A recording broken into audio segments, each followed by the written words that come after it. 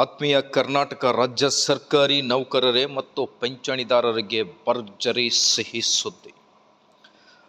4 ತಿಂಗಳ ಅರಿಯರ್ಸ್ ಜೊತೆಗೆ ತುಟ್ಟಿ ಭತ್ಯೆ ಏರಿಕೆ ಬಹಳ ಇಂಪಾರ್ಟೆಂಟ್ ಆದ ಅಪ್ಡೇಟ್ ಆಗಿರುತ್ತೆ ವೀಕ್ಷಕರೇ.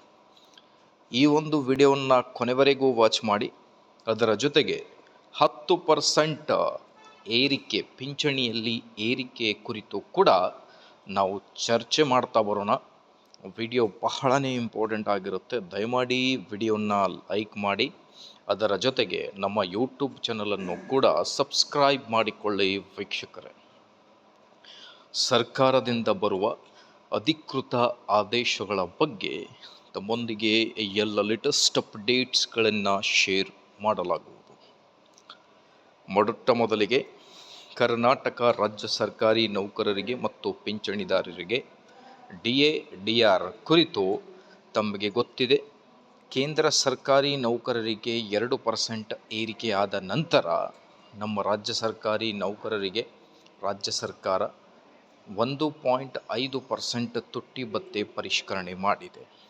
ಹಾಗಾಗಿ ಈ ಒಂದು ತುಟ್ಟಿ ಭತ್ಯೆಯು ಜನವರಿ 1ರಿಂದ ಪೂರ್ವಾನ್ವಯವಾಗುವಂತೆ, ಅಂದರೆ ಈಗ ಜನವರಿ, ಫೆಬ್ರವರಿ, ಮಾರ್ಚ್ ಮತ್ತು ಏಪ್ರಿಲ್ ಟೋಟಲ್ ಆಗಿ 4 ತಿಂಗಳ ಅರಿಯರ್ಸ್ ಕೂಡ ನಿಮ್ಮ ಖಾತೆಗಳಿಗೆ ಜಮಾ ಆಗಲಿದೆ. ಹಾಗಾಗಿ ಈಗ ಮೇ ತಿಂಗಳ ಸ್ಯಾಲರಿ ಏನಿದೆ, ಮೇ ತಿಂಗಳ ಸ್ಯಾಲರಿಯಲ್ಲಿ ನಿಮಗೆ 4 ತಿಂಗಳ DA ಬಾಕಿ ಹಣ ಕೂಡ ನಿಮ್ಮ ಖಾತೆಗಳಿಗೆ ಜಮಾ ಆಗಲಿದೆ.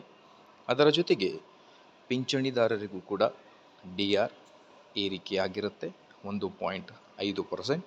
ನಿಮ್ಮ ಅರಿಯರ್ಸ್ ಕೂಡ ಬಂದು ನಿಮ್ಮ ಖಾತೆಗೆ ಜಮಾ ಆಗುತ್ತೆ ವೀಕ್ಷಕರು. ಈಗ ಪಿಂಚಣಿದಾರರಿಗೆ 10% ಪಿಂಚಣಿ ಏರಿಕೆ ಕುರಿತು ಮಾಹಿತಿ ಏನಿದೆ ಅನ್ನೋದ್ರ ಬಗ್ಗೆ ನೋಡ್ತಾ ವೀಕ್ಷಕರೇ, ತಮ್ಗೆ ಗೊತ್ತಿದೆ, ಭಾಳಷ್ಟು ಚರ್ಚೆಗಳು ಕೂಡ ನಡೀತಾ ಇವೆ. ನಿವೃತ್ತಿ ಸರ್ಕಾರಿ ನೌಕರರಿಗೆ ಮತ್ತು ಪಿಂಚಣಿದಾರರಿಗೆ 10% ಏರಿಕೆ ಆಗುವುದು ಯಾವಾಗ, ಸಿಹಿ ಸುದ್ದಿ ಬರುವುದು ಯಾವಾಗ ಅನ್ನೋದರ ಬಗ್ಗೆ ಚರ್ಚೆಗಳು ಕೂಡ ಜೋರಾಗಿ ನಡೆದಿವೆ. ಹಾಗಾಗಿ ಕರ್ನಾಟಕ ರಾಜ್ಯ ಸರ್ಕಾರ 10% ಪಿಂಚಣಿ ಏರಿಕೆ ಕುರಿತು ಆದೇಶ ಹೊರಡಿಸುವುದು ಯಾವಾಗ ಅನ್ನೋದೇ ನೋಡಬೇಕಿದೆ ವೀಕ್ಷಕರೇ.